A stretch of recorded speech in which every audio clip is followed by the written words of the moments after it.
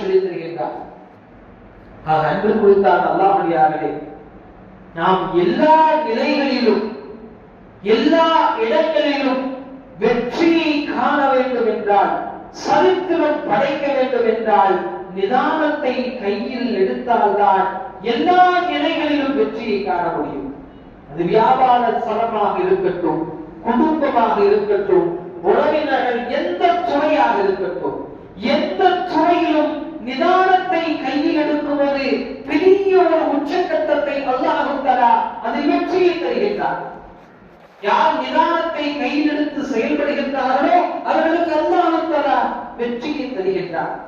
நிதானத்தை விட்டவர்களுக்கு அல்லாஹ் தஆலா கடும் தோல்வியை தருகின்றார்.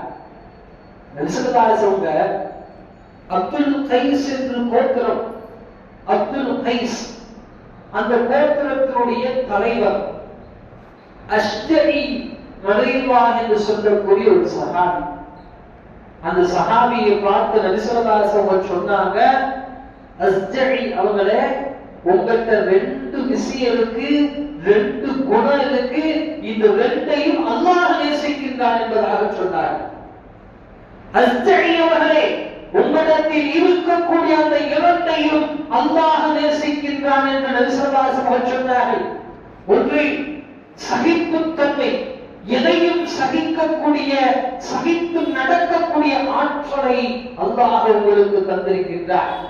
இரண்டு, நிதானத்தோடு செயல்படக்கூடிய அந்த ஆற்றலை உங்களுக்கு அல்லாஹ் தந்திருக்கின்றார்.